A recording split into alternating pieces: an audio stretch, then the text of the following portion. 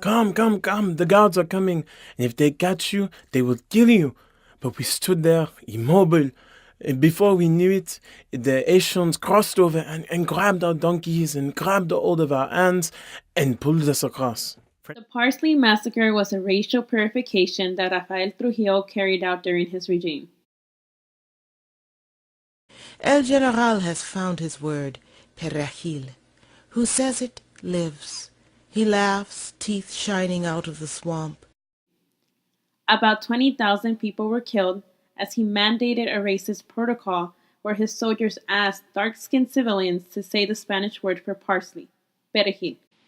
I have seen, investigated, and inquired about the needs of the population of the Dominicans who were complaining of the depredations by Haitians living among them, thefts of cattle, provisions, faith, etc., and were thus prevented from enjoying in peace the products of their labor.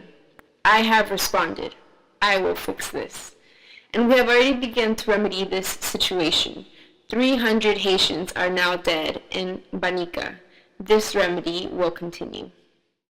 Trujillo was also a sexual predator.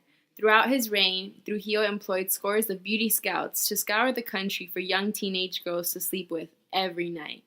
Trujillo used his power to rape girls and women. If parents did not give up their daughters, they would be killed.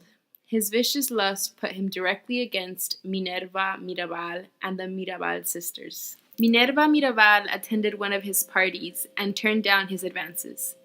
When Trujillo forced himself on her, she slapped him in the face, gathered her family, and got the hell out. This encounter further motivated the Mirabal sisters to resist Trujillo's regime, as they understood how pervasive his sexual violence was toward women. The Mirabal sisters helped form a resistance called the 14th of June movement.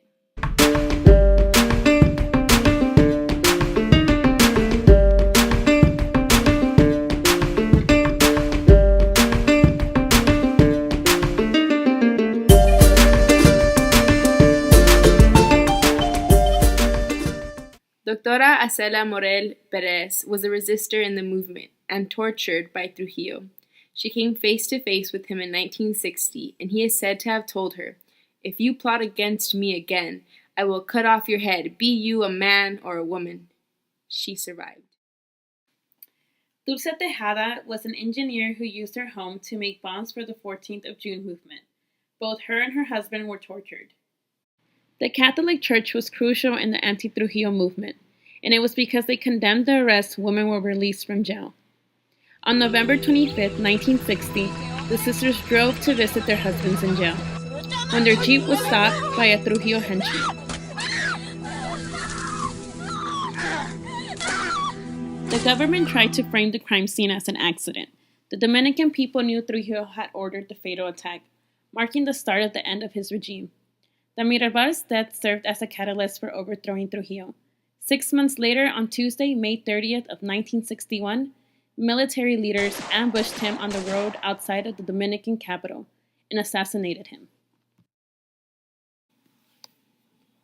Although many factors were at play in Trujillo's downfall, one historian said, "The cowardly killing of 3 beautiful women in such a manner had a greater effect on Dominicans than most of Trujillo's other crimes. It did something to their machismo. They could never forgive Trujillo for this crime." Dominicans do not consider Trujillo's death an assassination, but rather an ajusticiamiento. The Mirabal's legend extends beyond the Dominican Republic and Latin America. In 1999, the United Nations General Assembly designated November 25th, the anniversary of the Mirabal sisters' death, as the annual date of the International Day for the Elimination of Violence Against Women. The day both celebrates the sisters and marks the start of a 16-day global activism period against gender violence.